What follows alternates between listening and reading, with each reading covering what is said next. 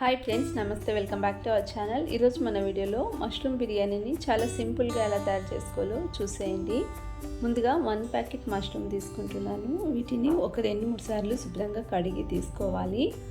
వాటర్ని వంచేసి ఒక 2 సార్లు కడిగి తీసుకోండి.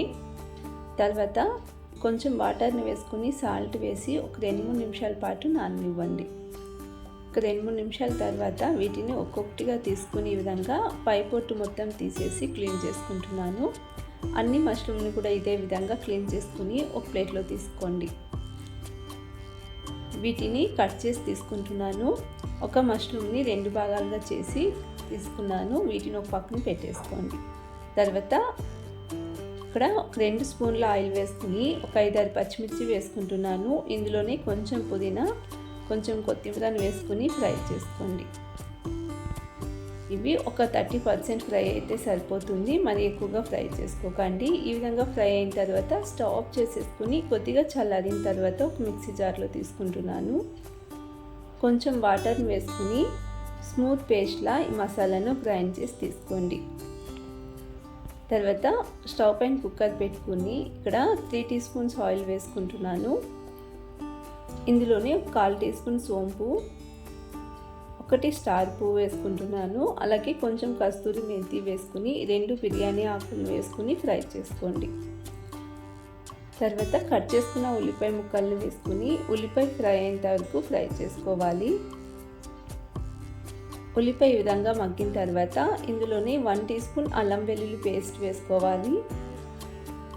అల్లం వెల్లుల్లి పేస్ట్ ఫ్రై అయ్యేంత వరకు ఫ్రై చేసుకుని నెక్స్ట్ చిన్నగా కట్ చేసుకున్న 2 టమాటో ముక్కలను వేసుకుని టమాటో సాఫ్ట్ అయ్యేంత వరకు ఫ్రై చేసుకోండి.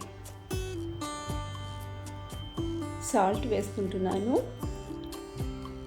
ఈ విధంగా టమాటో సాఫ్ట్గా ఫ్రై అయిన తర్వాత మేము ఇందాక గ్రైండ్ చేసి పక్కన పెట్టుకున్న మసాలా పేస్ట్ వేసుకుంటున్నాను. మసాలాను ఒక 2-3 నిమిషాల పాటు మీడియం ఫ్లేమ్లోనే ఉడికించుకోవాలి. మసాలా బాగా ఉడికి ఆయిల్ సపరేట్ అయ్యేంత వరకు ఫ్రై చేసుకోవాలి. Next 3 teaspoons biryani masala వేసుకుంటున్నాను. తర్వాత మరొక 2-3 నిమిషాల పాటు ఈ విధంగా లో ఫ్లేమ్లోనే ఫ్రై చేసుకోవాలి. ఈ విధంగా ఫ్రై అయిన తర్వాత ఇందులోనే 2 గ్లాసుల వాటర్ని వేసుకుంటున్నాను. నేను ఇక్కడ 1 గ్లాస్ రైస్కి 2 గ్లాస్ వాటర్ వేసుకుంటున్నాను. ఈ మష్రూమ్ బిర్యానీ చాలా సింపుల్గా చేసుకోవచ్చు. చాలా తక్కువ టైంలో చాలా టేస్టీగా ఉంటుందండి.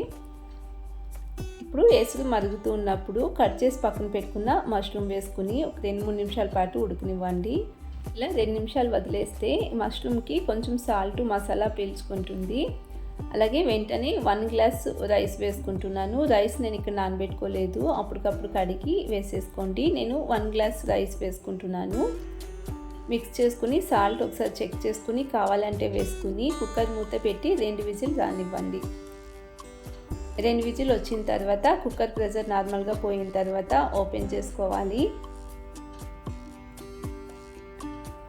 ఈ విధంగా మష్రూమ్ బిర్యానీని ఒకసారి ప్రిపేర్ చేసుకోండి. చాలా ఈజీగా చేసుకోవచ్చు, చాలా టేస్టీగా ఉంటుంది. అలాగే మీరు ఒకసారి ఈ విధంగా ట్రై చేయండి. మీకు ఎలా కుదిరిందో తప్పకుండా కామెంట్ సెక్షన్లో తెలియజేయండి. అలాగే ఈ రెసిపీ నచ్చినట్లయితే ప్లీజ్ ఛానల్ని సబ్స్క్రైబ్ చేసుకోండి, లైక్ చేయండి, షేర్ చేయండి.